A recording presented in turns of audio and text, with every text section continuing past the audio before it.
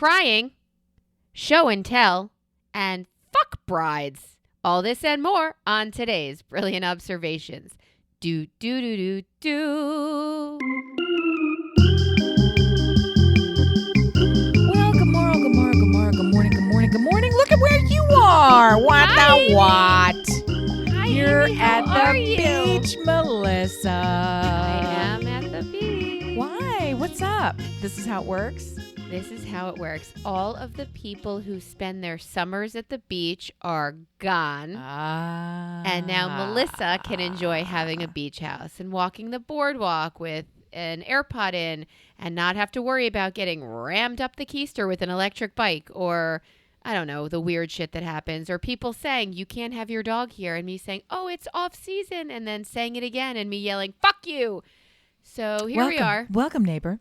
Here we are at the beach, and we did our morning walks. I'm excited to be here with all of you today, this morning.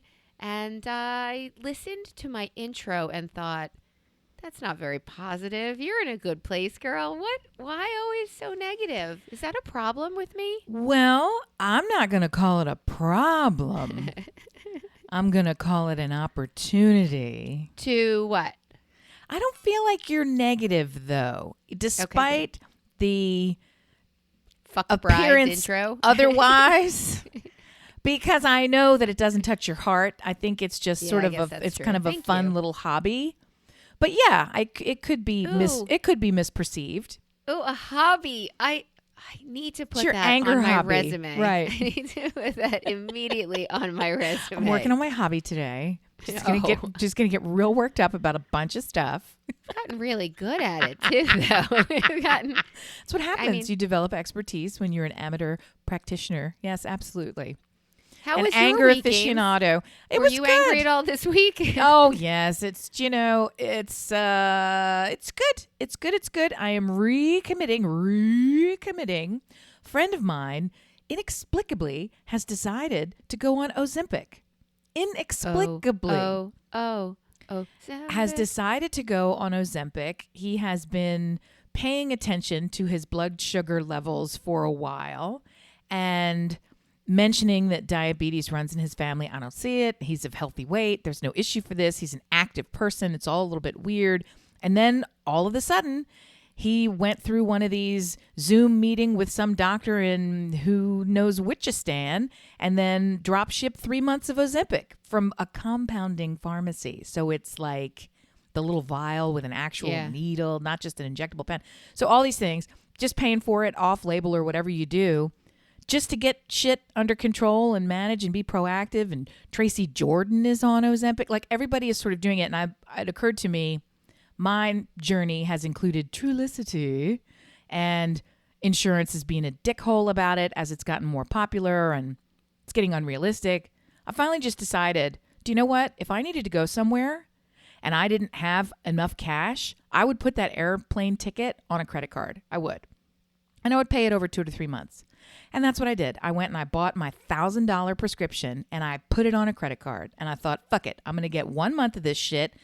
Argue with insurance in the meantime. I'm not going to keep, because that's what happens. I'll argue with them for a month and a half, then they'll approve it. But meanwhile, a month and a half of my time Has and my gone progress by. and my motivation and my momentum is gone. So this is full-scale reset, literally, full-scale reset, effective. You know, it'll be tomorrow is my kickoff day. I'm going to do Wednesdays just because it's a weekly medication, and I find that gives you the best. You know, any side effects are sort of over by the weekend. You still have good coverage by the weekend, and then when it starts to dwindle, it's the middle of the week anyway. So I'm normally good during the week. Weekends are hard. Can't we have fun anytime? I went to my neighbor's last night. Just the dog was in the backyard. Walked over there to get the dog, and they handed me a glass of wine, and I thought, yes, please. Here it is, 4:30. Somebody's putting a wine in my hand. This is the right kind of thing. It felt right. You went with it. I didn't question it. I didn't ask for it. I didn't refuse it. I was like, yep, that's where we are. I find that way. So you find that way with like the party, the alcohol, I find that to be true with cookies and cake. There's always a party, a birthday, a reason for cake and cookies. They're always there. Kind of Siempre. cake. Cake is the reason for the cake. You don't need any other reason. Yeah. And I've seen a lot of women say, you could just buy a birthday cake and eat the shit out of it, or you could make a cake. And I get that. But my point is, you don't even need to do that. There's always an occasion. There's always a reason peripherally circling you where there will be a soft baked cookie at we some point. continue to have breath in our body. It's cake time. Let's celebrate. Any reason, to be I'm honest. ready to go. Yes, I love it. What was that TV show or bit where there's always, maybe it was a Seinfeld episode, that there was always cake for somebody's birthday somewhere and something was going on. Maybe Elaine was like, okay, I don't have time. I have work to do. I can't eat another fucking cake and sing another happy birthday. Right. And again, I don't even need to go to the Amish market anymore to bring home that amazing cinnamon bread cake thing because it's always there. Good for you. And I'm a snacker. You're living your life right. I love it. Well, I think my point was I think everybody has that. Everybody has the imminent cookie. Oh, it'll be here in a second. Don't worry. Ooh, I found amazing pizza yesterday. You did? Here at the beach. It is a place called Jace's Place, and it's New York style pizza. And sweet Jesus. I fucking loved it. So if ever, you gotta pizza. And again, it'll be a snack. It won't be a meal because there's so many good meals to have down here. You don't want to waste a meal on what? Pizza? We're not kids. It was really good. So don't want to waste a meal on pizza. It's such a strange sentence. It's an appetizer for me. And then where's the meal? Come on. You know it to be true. Come on. Okay. Well, first let me do a quick check-in. How are the boys? Everyone is spectacular, doing swimmingly well. It is wonderful and glorious. I said to somebody the other day, I don't remember who it was, having one child in the home, it's easier than having a fucking dog. It is like the simplest thing. It's I don't even know why we had more than one kid. Why? I really don't. And I furthermore don't understand why two parents with one kid are wildly stressed out, and I mean they just fixate so much on the success and happiness of this kid. Right. I'm like, what? He's on autopilot. I swear to you. And this is a high needs kid. I mean, this is a child who is a high performer, so he has a lot of expectation and a lot of activities that we support. We give a lot of parenting time, attention, and resources to this one remaining kid that's here, right? And it's still a third of what child families do. It's still like fucking nothing. It is honestly, the dog takes more work. It's crazy, and it's a delight. And everybody's of high school age and beyond. So, I mean, that makes a bigger difference as well because their biggest concern, my biggest issue is they're just snooty patoots. They have such strongly developed opinions on every fucking thing that it doesn't matter what it is. They're going to do it this way and just so and comment about you doing it this way. And that's so it's like, okay, great. Go for it. I don't care. I'm not doing it. We're done. I had to have condom talk yesterday. It was not great. I love it. I can hear the eye roll from here. Well, the middle one came home for a quickie poo haircut, which I didn't think he needed, but he was like, yes, I must have haircut. I'm like, they have barbers where you are. And he's like, no, I must go to, I'm like, whatever. So I brought him home, took him for a haircut, took him to dinner, took him back. And on the way back, as part of the chat, it became clear that he needs some condoms. So made that happen. So I came home and I thought, you know what? The almost 16-year-old probably has to have this direct face-to-face conversation as well, because we've had it with all of them in various forms.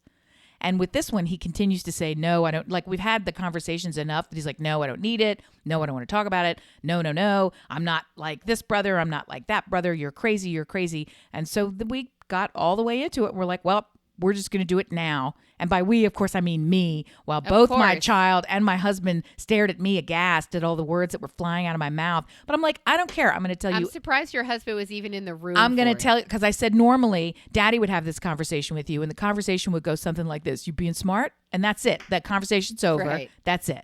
Here's a box of condoms. So we went all the way up and down and all the way around the horn. And, you know, the amount of information that he thought he had that he did not have was stunning to me. Just stunning to me. For all of this He's a high achiever, high academic kid. He's a leader. He's inquisitive, curious, gets information from lots of sources. He's a critical thinker, all these things. Has had detailed sex education in school, biologic education, has good social dynamics, all the fucking thing.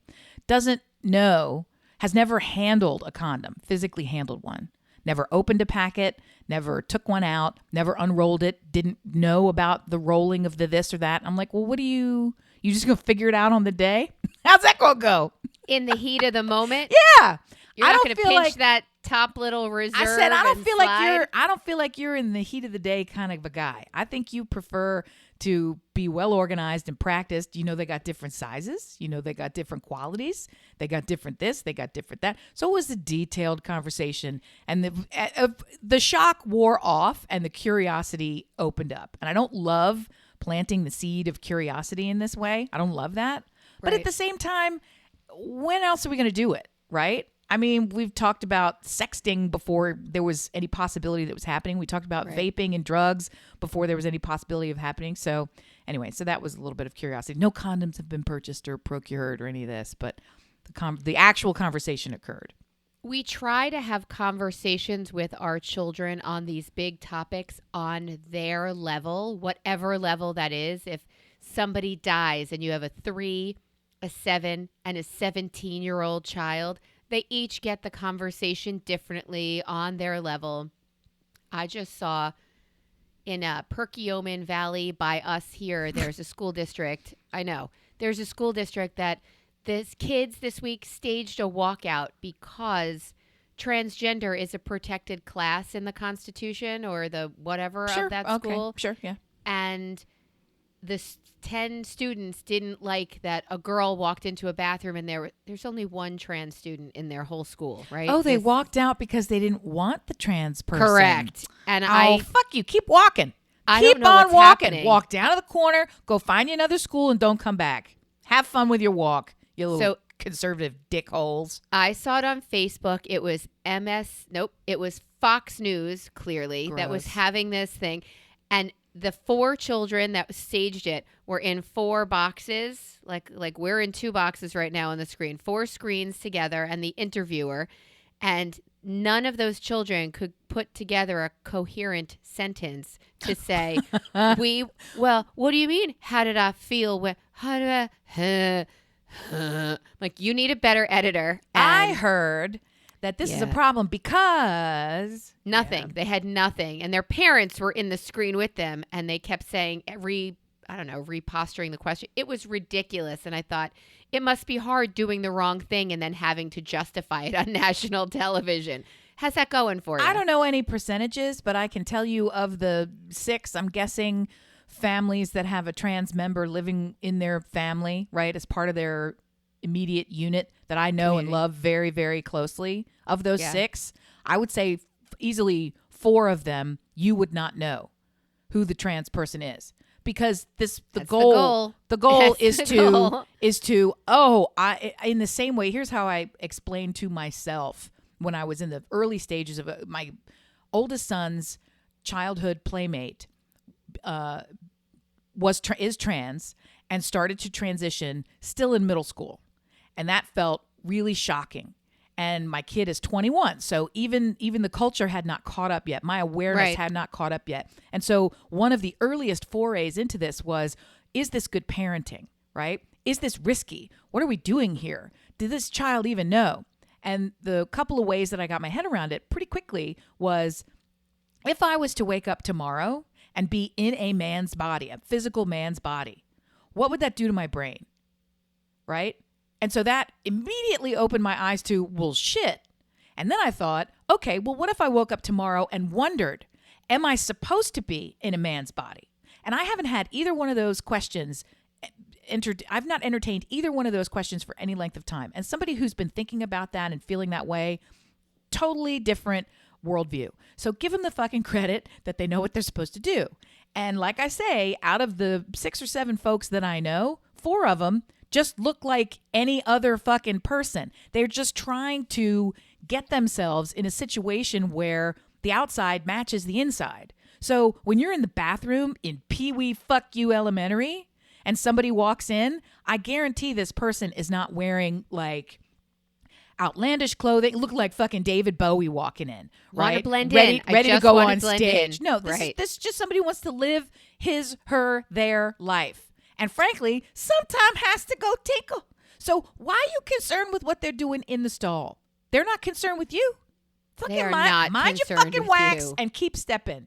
Fucking dick. I don't know these kids, and I don't want to know these kids Bum, that bum, walked bum. out. The more you know. Or less in this case. Yeah, they definitely know less. Jerks. Aim, I heard something, and it was about show and tell. Uh-oh. And I thought, oh, I remember show and tell. And I had that at the Goddard School when I was their teacher, and it was morning circle. And they would come in and tell me all the things. And it was so great until it took a turn. Like, my mom's boyfriend's got his guns, and he has. Oh, my God. Yeah, it was tough. It was very tough. Adults are doing this now. What? Grown-ups are doing this now. And you could be, I'm just prepping you because you have a social community on. down there, and I don't. You could be asked to come to a show and tell. What? Yes. Oh, this sounds fantastic and also terrible, but I'm ignoring that part. Come on, tell me the good ones. Okay. Well, that's really a question for you.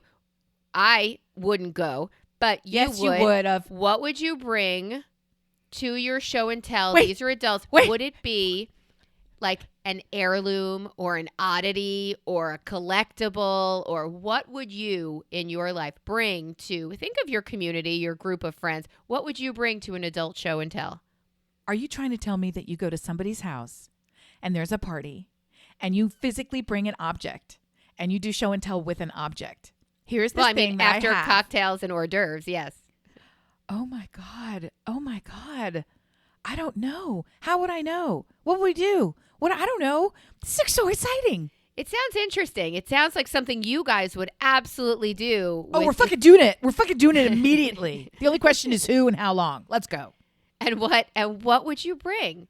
I've thought about this, and I have this picture, like a flat Stanley of my grandfather, and I bring him everywhere. He's actually posted up right now in our kitchen because he lived a life where he wasn't allowed by my grandmother to do anything. They saved and they saved and they saved. And he said, let's travel. She said, no. Aw. And let's do, no. Well, let's buy a new car. No.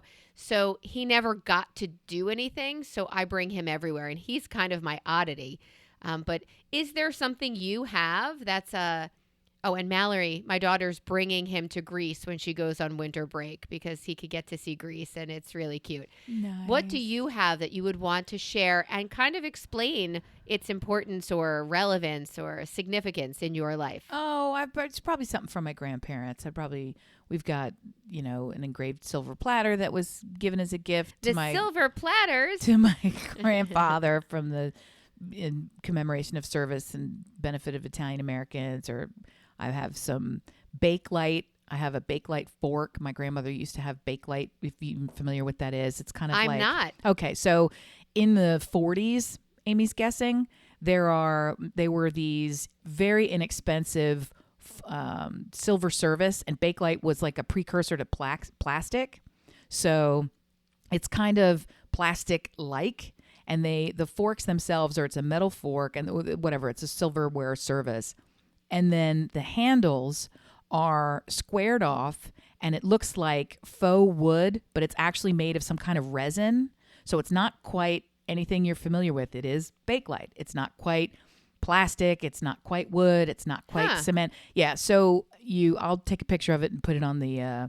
People are screaming at me that actually know about Bakelite. Have you ever seen those bangles? They're screaming at me. Those because I heavy don't know. bangles that Resin. women wear as bracelets. You had me at resin, yeah. So they did, Bakelite did some things like that, and napkin rings and whatever. It was in the same time that Corningware and Pyrex, when these things were being invented, right? So she had green glass plates as that was the kitchen plates that we would have, and then these Bakelite. Anyway, so I have a Bakelite spatula that we would use all the time, and it's very old and warbled and gross. But I don't know. I might bring that, or I don't know. Is that what you're supposed to bring? Or are you supposed to bring something like good? Like I don't know what you would bring. We had an event at somebody's house, and I wanted to ask you about it to see if it was like during Rosh Hashanah, because it was Sunday morning. Is that over? Sunday morning. Is the New Year begun on Sunday morning? Or was it still Rosh Hashanah? Rosh Hashanah. Yeah, so here we are in the days of awe. Rosh Hashanah just passed. I only observe one day because I'm a Reform Jew. Congratulations. Conservative, Orthodox, they do 2 days. So Sunday, to answer your question, yeah, they're still in the thick of it. Melissa is not. Melissa can now skip about and think about all the ways I have wronged people. It's phone call day! Oh, I love it. I love phone call day. Right. For sins I've committed against the Lord, only the Lord can excuse. For sins we have committed against each other, you need to seek atonement, right? So here we are. Amy, if in any way in the past year, I have, since the past year, fuck that. Yeah, so that's whether I'm on a tour. I'm on the 10-day tour to say I am sorry. And I had 2 phone calls to make. And one of them I had the other day. Let me just give you from our gig. For these and any other grievous sins you may have committed, I absolve you in the name of the Father and of the Son thank and God. of the Holy Spirit. Amen. Okay, good. All You're 3 clear. of them? Okay, good. Yeah, come on in. Yeah, none of my actions this year. For the act I committed against you by ghosting you because I was afraid to tell you something I didn't want to tell you is really my sin that nobody reads. My big thing is hide. I turtle. Oh, conflict? No, unless it's on the boardwalk on the way to Atlantic City. Oh, you're not fucking hiding then. I am conflict free. You're Lady Fisticuffs. That's me. Fist to Opening act to Lady Antebellum. So I just gotta tidy up a few loose ends here. I couldn't believe that these people were having a brunch. It was a thank you brunch for a club that I'm in at school, the kids' high school, right? Great. On Sunday morning in Rosh Hashanah. And Not my choice. I thought, what? Are you sure this is right? So I don't know about that one. And back to show and tell, the reason I even mentioned going there is because they're pretty swank folk. They in one room of the house, they had a little bar set up, which was delightful for your sort of breakfast treats. Okay, they had an original Gone with the Wind book on the shelf. What do you mean book? The you book. mean like script? You mean like the Gone with the Wind book, an original cloth-bound original of Gone with the Wind. They just had their decorating style is quite traditional. I was going to say conservative. It's the traditional style. So on one of those, built-in bookshelf alcove things, they had the leather-bound encyclopedia, the little tiny ones where there's all the same book. And then they had a whole bunch of little leather-bound books. Really, honestly, I thought for effect. And I thought, let's see what kind of bullshit interior decorator put in here. So I went over and I was looking at the books. And sure enough, they were actual books. And one of them was fucking Gone with the Wind. That is very cool. It wasn't in like a glass protected case or it was just chilling there. Just a big old fatty sitting there. I mean, they had a lot of shit that probably should have been glass cases. No, that's fine. Go for it. So they would have brought that to the show and tell. Maybe not. They're probably one of these assholes who's like, well, here's my Matisse. This is the Renoir that we have in them. Yeah. But is that even what you would bring to a show and tell? No. Like when I was given the choice of an oddity, a collectible, I'm tempted to bring out my penis pillow. Like I want to bring out something fun or intriguing or where did you get that? Oh my God, I remember that. I have a full set of the Burger King Disney collaboration for, I guess we got them in, no, Happy Meals are McDonald's, aren't they? I have the Burger King.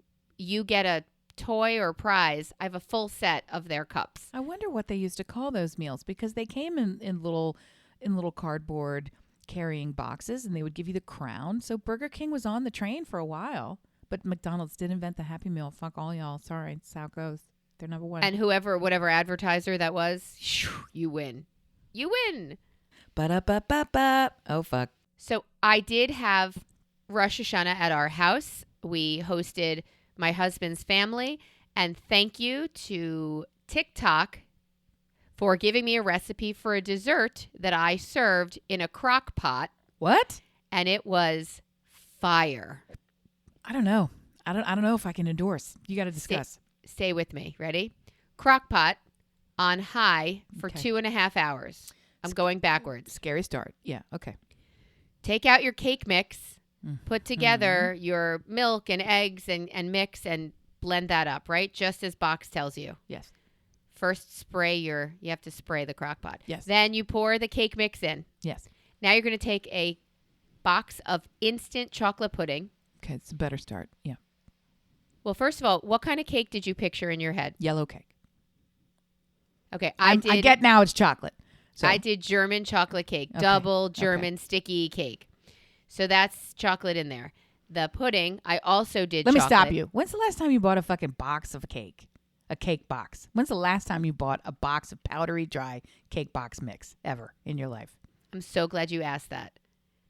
4 days ago, before I made this Before dessert. this dessert, when's the last time you bought one? I have 4 cake box mixes in my... At all times? This is a staple? It is, because for growing up, my husband's family made him cupcake cones every year you've for made their them birthday. before and they're delightful, for sure. Okay. So I've always had to have them there, but I decided I like them with orange cake, which they don't even make anymore. I remember when they would have that, but there was some kind of, you do like clementines or something with it. I'm trying to remember. Yeah. The last time I bought a box of cake mix was because I saw it at Trader Joe's after Trader Joe's opened here. So this was like 3 years ago. They had some vanilla cake mix. And I thought, well, I could use that for something. And I used it as an ingredient in something else. And that's it. I don't remember buying one before or since. But you bake and you cook. Ask my family. No, she don't. I mean, I could bake. I choose. I have the ability to bake, but You're I the don't. cookie lady. Yeah, Well, you've but got I'm to be just- kidding. I mean, I don't hate on cake box. It's not a kind of. I don't know. I don't buy creamer either. Who buys a fucking creamer? Get cream. What's wrong with you? Like, I was going to say, we have half and half in our fridge all day, every half day. and half. Yeah, that's not creamer. That's half and Okay. half. That's normal. You mean the person. little tiny Who plastic buys things? the pretenders? I don't get that. It's like, this is just milk and oil. Why would you do that instead of? I don't even understand these people. While who you're get there, like flavor anyway. Blah blah blah. while blah. you're there, why doesn't that need to be refrigerated if it's milk and oil? Yeah, it's because they do dark magic on it to make it voodooized. I don't understand. It's gross, and it's Okay. made. It's a not. It's like It's like a oily early. You don't want that. You got so many other ways you could put flavor in your coffee. You don't have to like get motor oil and pass it through a fucking donkey sock. Like, why are you drinking this shit? It's disgusting. Donkey sock. I don't know. I don't Ooh. want any of that stuff. Tell me about your cake mix in the crock So- pot that goes in also with pudding, because now I'm wrapped. I with mix up attention. the pudding until that's kind of thick, and I put that right in the center on the top in the crock pot. That and its weight will fall right to the center. It goes I'm right sensing below the lava cake. Okay. Yes, molten lava cake. So then you take 2 cups of chocolate chips and you just put those across the entire top of it. Now one we got a flat ganache layer. top, a faux across ganache the top. top Yes, of it. Okay. And you turn it on for 2.5 hours. And when you come back, dear listener, stay with me for 1 second. I'm going to take you on a tiny nostalgic trip. Do you remember when you had Hungry Man dinners? I do And there was remember the- them in the freezer case. Yeah. Oh, no, I remember them in my mouth We're and on never the allowed table. to get them. They're too fancy for us. Fancy? It's white trash. What do you mean fancy? So there was a seasoned corn that I would still kill for this moment right now. Butter, salt, so good. But there was I'm drooling. There was a brownie that was in that. corn. Okay. I don't even can't- I know can't what the fuck what that would be. Hello, fish stick with a stripe of tomato sauce. Not right. Okay. Just every time. You know how I It's grew abuse. up. Yeah, it's abuse. I was raised by savages, and it was a good day when we got to have. culinary abuse. Yeah. So the smell of that brownie, the second I took the top off that crock pot, permeated the kitchen. And everybody who was doing, I want berries, I want fruit and cream, I'm staying healthy. What's that smell? There's the All door. of a sudden, Yeah. it was everywhere. So all I did was put a ladle, really, like a big ladle in there. And next to it, I put whatever the vanilla ice cream Yes. that Costco had in the 2-pack. I pried that open and eyes widened. It was fucking delicious. It was molten in the middle. It was perfect brownie cake on the outside and that layer on top of it's down. The leftovers are downstairs in the refrigerator here, which I can't imagine how to even heat it and have it. But oh my God, I think I just came. It was so good. My mouth is still drooling. I highly recommend. You saying yellow cake now makes me think, You could do with like a lemon pudding center. Huh. Or you could make it more like a tiramisu, and you could make your lemon cake, but you could infuse it with, instead of using liquid, what's the liquid that goes in the cake mix? Milk or water? Milk. And so you could take that milk and you could use a powdered espresso. You can get espresso grounds. Like you used to do Folgers, with a spoon. Yeah. So Instant. make your milk, mix it with this espresso grounds, and then use that in your vanilla cake. And then you could have like a little tiramisu cake. Put a little almond extract in the pudding when you put it in. Yeah, and then on top, you could do butterscotch chips. Maybe get kinky. I have those. And then serve it with like some biscotti for a little crunch. So you get like a pudding cup, and then you can scoop it and spoon it out with like an almond biscotti or like a chocolate dipped. I knew you would Kahlua. ratchet this shit up. We are basic chocolate bitches in my family, and you just elevated the shit out of a TikTok dessert that just made my whole family I gotta get go, on the whole "Ooh." crock pot game, because I don't even have one. I have a little mini one. It's not so mini. I have a like for dips, like cheese yes, or chocolate. Yes, it's okay. not. I've We seen have mini one that ones that came are with like ours. a Yeah. tiny little individual flower pot. I've got one that's like a 3-quart maybe size. It's That's meant. still a decent It's size. a mini one though, but it's basically, it holds just enough cheese dip and keeps it cool, keeps it warm when molten while you're trying to do whatever the hell you're trying to do. But it's kind of clunky looking, and they don't have elegant ones. I get irritated with them. I want them to be. I don't need it to be elegant's the wrong word. I just, in terms of design, I want it to be simplified, clean lined, no extravagance, and they're so chunky. Something about it, they're always very so chunky. thick and chunky. So that's how they operate, right? Because This it's is that not carafe. Yeah. This is not a thin-walled glass. This is not. No, and that's how it. That's physically the heat transfer comes from that chunky, whatever the fuck. And I'm like, meh. So, but I guess I got to get on the. It's fall. I have to get on the crock pot train. And I've been seeing a lot of recipes that are just putting like cutlets of chicken, mounds of potatoes. I'm like, those are things I eat. And vegetables on top of it for a couple of hours. And it just comes out looking beautiful. And Right. I kind of want in on that. You just pile shit and walk away Yeah, that's all it is. And if you are with chicken stock, right? You just yeah, sure. give it a liquid to. Of course, I would guess, or maybe add a little wine. Yeah, 100%. So if you are a big Mexican food aficionado, then that is really one of the best ways that you can just shred up your damn chicken. You just throw it in there and you keep it moist, filled with liquid the whole time, and it almost self-shreds, right? It just, so that now you've got this beautiful. Man. 2 forks. Yeah, you you've got this beautiful shreddy ready to go all the time. Easy for you. Let's hit it. You should bring that to show and tell when you finally get it. My crock Hey, pot. Aim, when's the last time you cried? I think it was. Well, I cry physically have liquid leave my eyes every day. Yeah. So that was yesterday. That was this morning. But I don't know, like an emotion cry. I don't remember one. I'm sure it was this week. I don't remember. Are you more emotional now than you've been before, or is this just typical? I am more angry now than I've been before. Oh. Yeah, I have had the past whatever. With the onset of my menopause, I've had so much more don't give a fuck, and also I'm going to strangle you until you're dead. Like, it's just, the estrogen has left the building. And when that happened, it's like you just become a man. And I guess I was already a little forceful to begin with. You become a man. Well, it's like, fuck you. And also, fuck you. You want to fight about it? Sure. Don't even care if I win. Just here for the fight. The full transition is done. Like, let's go. So, yeah. So the 10 years leading up to this, I vividly recall losing my mind with hormonal shifts and not understanding what it was. And now look back and I was like, oh, all right, Perry, you fucked me hard. I got you. I got your number. So many trips to the doctor to try to understand, many trips to this and that and the other specialist. And none of them said the thing now that doctor, whoever from Galveston, Texas, is telling Dr. everybody. Who? Is telling you, listen, you stupid bitches, this has been menopause this whole fucking time, you idiots. This has been period the whole fucking time, you idiots.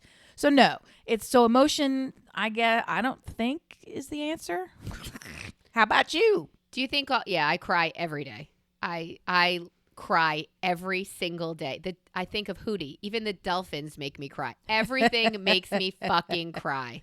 Commercials, walking down the street. Well, is that new? I mean, that's my whole fucking life. I mean, I'm always. This is newer for me. I cry almost all day, every day.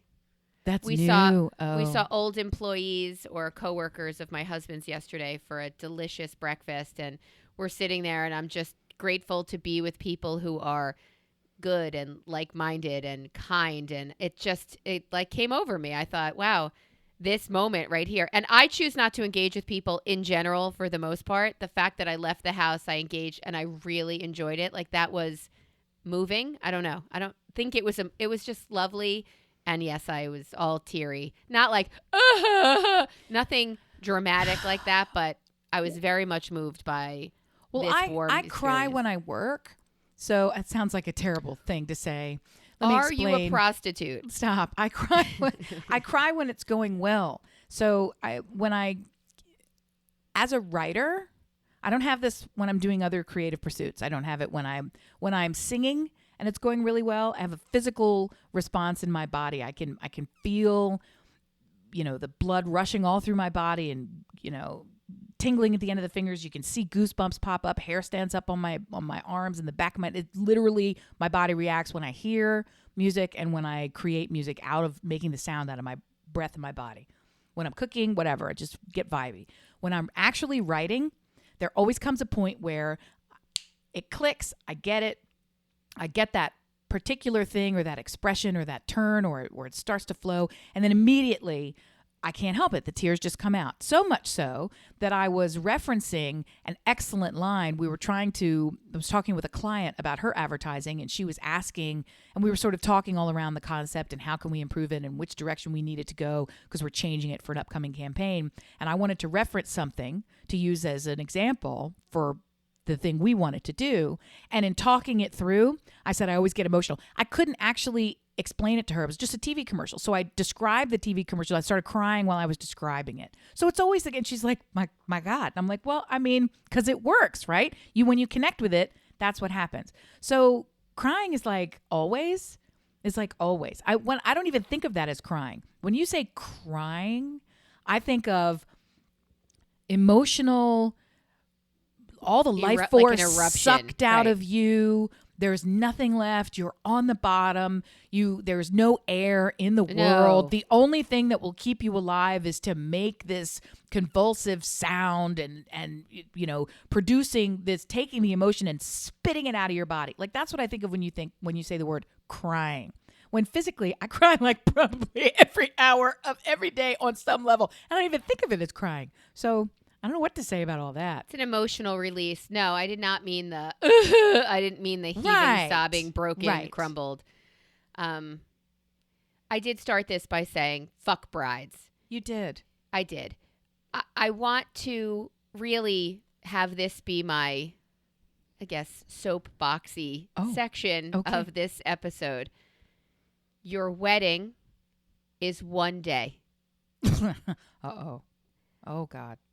Fuck brides. I am so tired of hearing this has to and you have to spend on and this you have to come to and travel for and not on my day, that I don't ever want to go to another wedding. And I fucking love weddings. I just want to go to weddings of people I don't know because I don't want to know the story that led you to this situation.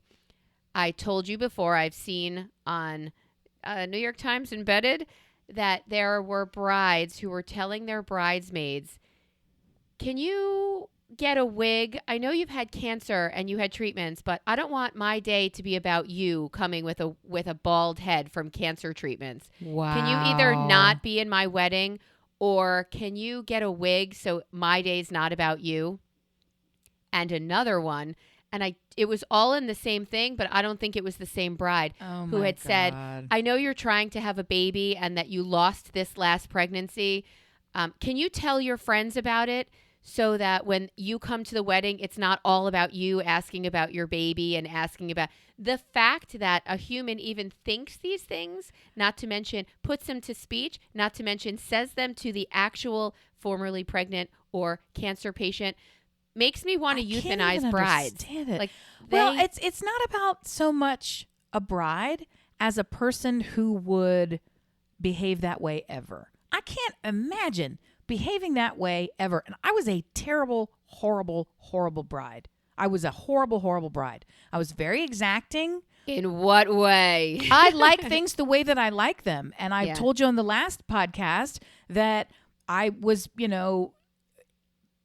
exquisitely neat, right? So things had to be a certain way. I was compared to now, pretty uptight. I didn't intend it to be that way. If someone told me that I was uptight, I would be angry about it because that's not who I am or who I want to be. But it presented that way, and I know it was that way. So all of my friends who love me a whole lot were there helping and doing and doing and doing and doing. And it seemed like no matter what was going on, I would ultimately have this moment where I would end up getting disappointed, and it's nobody's fault. I don't want to be disappointed, but my disappointment couldn't be hidden from anyone else. And so they would be like, what the fuck am I doing all this for? So it was like that level of stress. Part of it has to do with the whole deal of look at me, look at me, look at me, which is a lot of pressure and stress for one individual to carry. A lot of it is your whole life revolving around, okay, now we're going to do this culturally significant long lead up time. It was a little bit like when I went to Italy. There was so much pressure that I invented in my own head about this is your whole generations of your family. And this is the mothership. You've got to step off the plane and things have to be a certain way. When it turned the year 2000, I had a whole bunch of rules around that shit that I wrote for myself. So, it's just stupid shit. So I can identify with how people are. But at the same time, I would never in 1,000 million lifetimes look at a relative and say, it has to be about me. If anything, my stress came from how can I make it about more people, right? I want it to be about everybody in all of these different ways because that is my highest way of being hospitable and being the best bride is that everybody has a great time. To look at someone who is ill and think anything other than I'm so grateful you're even alive to able to come be here is shocking and fucking stunning to me. The only thing that so there's that part of it. The other part of it is I have a family member who went through a big life moment, achieved a big success, and someone happened to be pregnant. Another family member was pregnant at the time. And family member A learned about it and got so angry and said to me, of all people, she better not fucking, of course she had to say this on my day.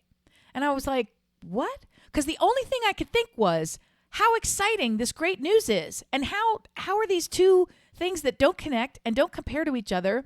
And we're all gathering in one place. We can all share spotlight, joy. Yeah, what spotlight is being directed only at you? Like, I don't even get. It stuck with me because I was so stunned that these people who love each other could in any way think, I only get one moment in the spotlight. This is it. And no one else can be celebrating. Like the concept was so weird. And so this whole thing about these brides who are turning it into, even today on the Today Show, they have a little town in Vermont who is closing the road for a month because they're so tired of people coming and taking selfies with their foliage in their fucking front yard. Oh. So they have decided, fuck you, I'd like to come home with my groceries and not have to, fucking, what do you call, emergency vehicles can't get through because of all you assholes coming in here. People were coming with clothes changing tents and setting them up in their yard and doing multiple, it's like picturesque. Photo shoots? They were doing photo shoots? It's picturesque. It's beautiful. And I've been there. So, even to see it, I was like, oh, I remember when they were my client. That's fun. That's beautiful. Okay. Yeah. So I can get it. How people are, they've lost their fucking mind. In terms of whatever happened to the wedding being about the celebration of your permanent union together, your decision to publicly profess your love for each other and your commitment to each other for a lifetime. When did this become about, I need my pink iridescent lipstick or whatever the fuck? Where is my beige iridescent lipstick? Is it beige? Thank you for the correction. Very good. Very well. Okay. I'm assuming it's Dirty Dancing. Yes. So thank you. So it has become this big production, like you said, right? It's no longer that intimate. It is 4 days in Nashville for the bridesmaids. It is 3 days in Vegas for the groomsmen. What if, I'm just saying, you're getting married at like in your mid-20s. You don't have fucking money for a 4-day, not to mention, and I told you last time about a bride and the bride's, I guess her maid of honor were in cahoots, and they said, we're going to order and pay for all the dresses. You pay us back. Remember this story? Yes. Where it was a $200 dress and they charged the girls $400 to use the extra money for the trip and for all the stuff. What? I understand it's a huge business. I really do. It is pillaging. It is a rape of all of your friends who can or can't do it. If you can't go to something, you are, I mean, shit out of luck. And the bride now fucking hates you and you ruined her pictures, and she might, for just having symmetry in the pictures, get someone to replace you for all these. It is crazy. And we now have a wedding coming up in our family. And I asked the mother, I said, hey, is it crazy? Is it, what's going on? Like, she's like, no, everything's lovely.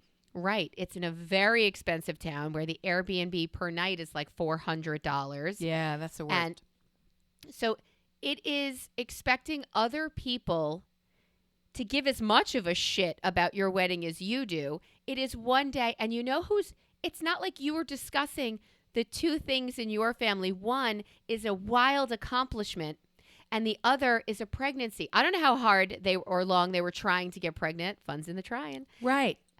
But your wedding is not a fucking accomplishment. Do you know who's allowed to get married? Do you know what you have to do to qualify to get married? Fucking nothing. There's no requirements. Do you have a heartbeat? Then you can get married. There is no accomplishment that you have made other than spending yours or your parents, more likely, or grandparents' money on a narcissistic endeavor. That accomplishment, that baby, I feel the same way about gender reveals, but the bride, I don't know, once you get in the algorithm, they're all coming at me, Amy. They're all coming at me. And I'm furious about brides right now. Talk me off the roof, please. I think you need to just start looking at some different content, honestly, because it is a generational thing, and we've groomed them into this. There was always a person, there was Bridezilla long before there was Instagram, before it existed.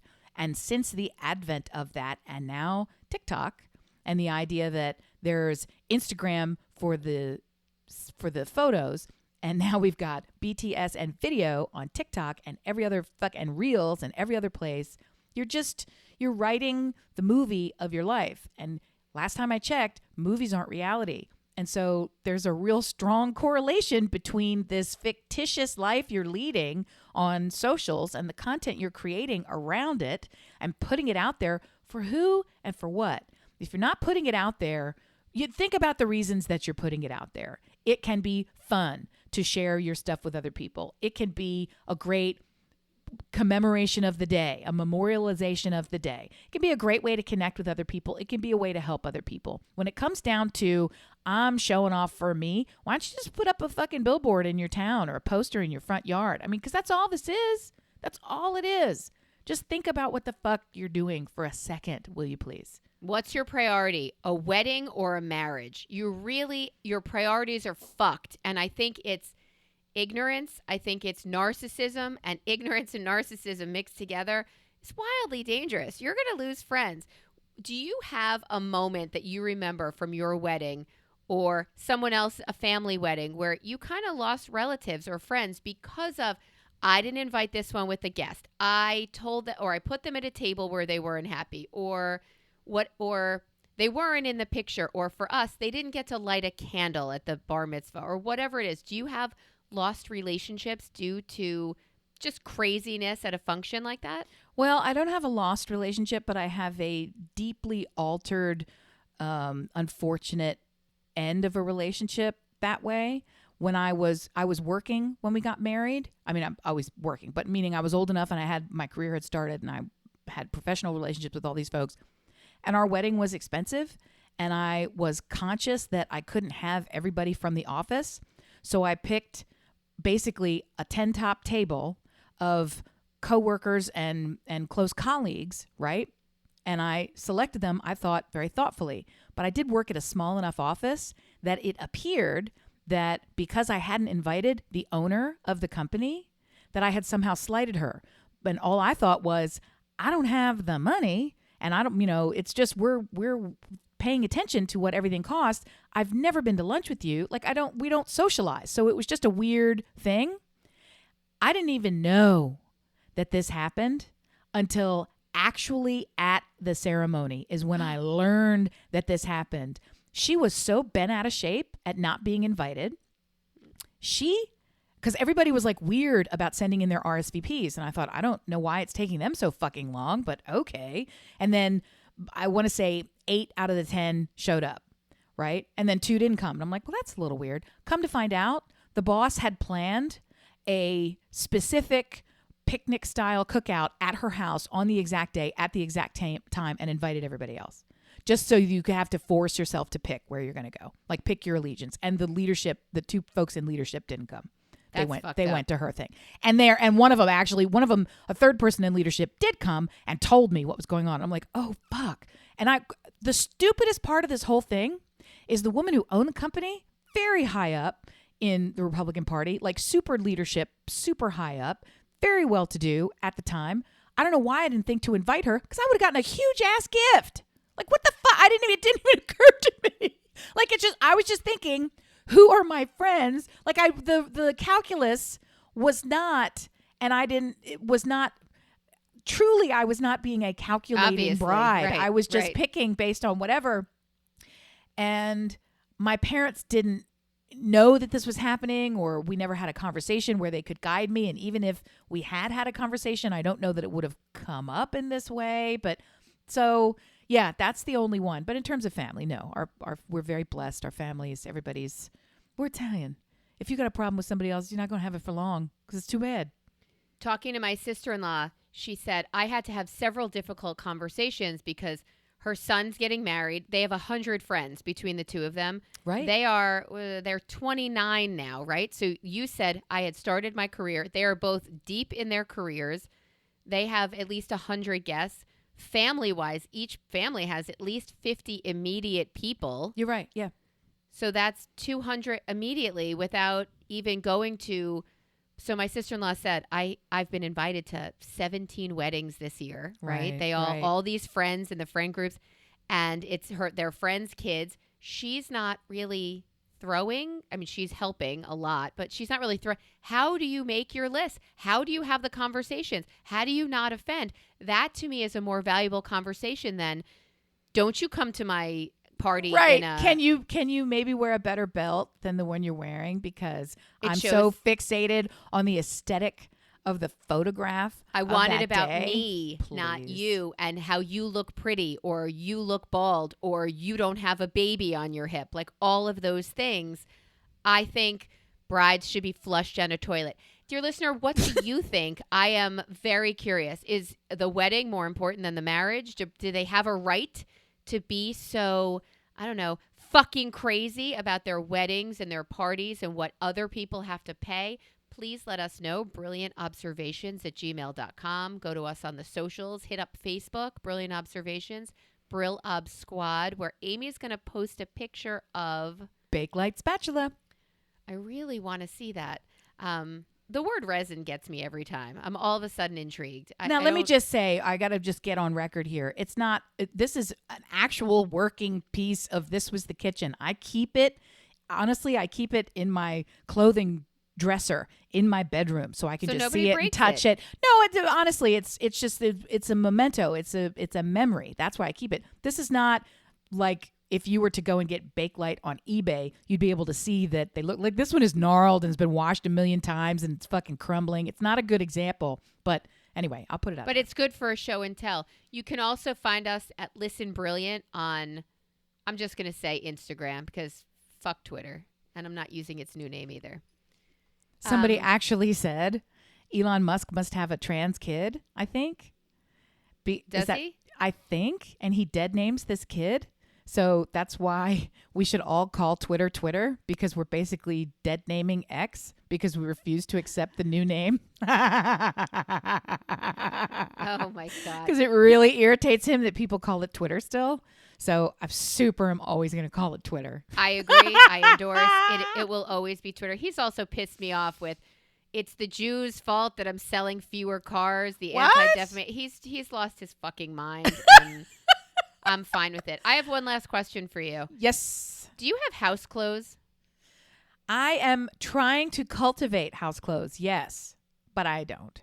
No, I don't. I ruined a silk shirt making dinner the other night, and it made me so angry because 3/4 of the way in, I was like, fuck it. Why did I not remember to go take this off and put on some dinner cooking clothes? In the beginnings of the clean out that I've mentioned ad nauseum on here, part of the thing that I do is every night when I take my clothes off at the end of the night and get ready for bed, I put on pajamas. That's a thing now. No more just whatever fucking shirt you were wearing that day and under pantalones. Let's go. No, it's full on. Pajamas go on. And all the clothes that I was wearing, if they're jeans and they can be worn another day, they get folded up and they get put on a particular shelf that I have for that. Or everything goes in the specific sorting laundry bins, all the fucking things, right? There's no clothes on the floor. Don't put it down, put it away. Don't put it down, put great. it away. And so even to the point where my child was like, oh, pajamas. And I'm like, yep. So... It's the new me. That's how it's going to go. Yep. So I have like a middle tier. So I have the actual pajamas. Then I have, which I think you do this already all the time, which is sweatpants, right? I think you're a sweatpants person. I am. A t-shirt and sweatpants. Well, that's new to me. So, I mean, I love it. I have them, but I truly would put them on if I was going to go use them. If I was going to go be active, I was going to go do something, exercise, whatever. I didn't just put them on and wear them fucking around. Well, now I'm sort of, because I have a robe. That's what a robe is for. I don't robe. Robe was in between shower and dressing, right? And so now I have like that middle area. I'm wearing it right now. I'm wearing a sweat shirt. It's actually shaped like a shirt. It's just made of that jersey material. And the pants too, but they sort of look like real pants. Anyway, it's all that stuff you see on Amazon where they're like, these Lululemon dupes, this is what I'm wearing on the plane for 200 hours when I'm going to be on the plane. So I'm having those. And they're pretty fucking good.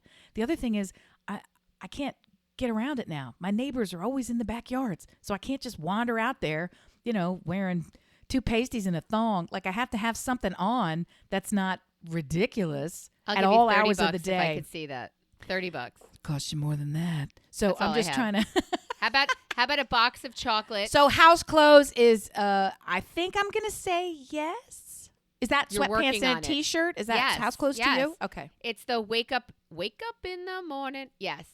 Like P. Diddy. And put on whatever it is you put on. Just an immediate roll out of bed. And I am cultivating as well house clothes just to have. The pajamas have been a real game changer, right? I've been stepping for the past 2-3 years more heavily into pajamas just because of all the travel across and you're in a hotel room. Yes. Magically, there's somebody else's kids are in there with you, or you just need to run down and get a coffee. So, I mean, having pajamas has been great, and it kind of changes. There's a wonderful psychological shift that comes with removing clothes at the end of the day, or when you're truly prepping for bed. Yeah, you're not prepping for TV or passing out. You're not prepping for some other activity. The only activity left when you put the pajamas on is to physically go to sleep. And it's a neat little trick because it's sort of meditation. It softens everything. Yeah, and then when you wake up, you're sort of like, and then you remove the pajamas and you think, now I'm awake. Like it's just, I don't know. It's good. Do you fold them and put them under your pillow? What? No, I have a pajama drawer. I'll wear them 2 or 3 nights in a row, for real. I don't need to wash them every night because I'm not disgusting. So, I mean, I go to sleep, I wake up, they still smell clean. There you go. That's it. So, no, I don't put them under the pillow. Is that a place? Do. Yeah, I do. I have when I'm wearing pajamas and I don't just fall into bed at the end of whatever day, I will fold them when I take them off and I will put them under the pillow. And if it's a really, really good night's sleep, I'll say, see you soon. Oh, my God, I love you. Back.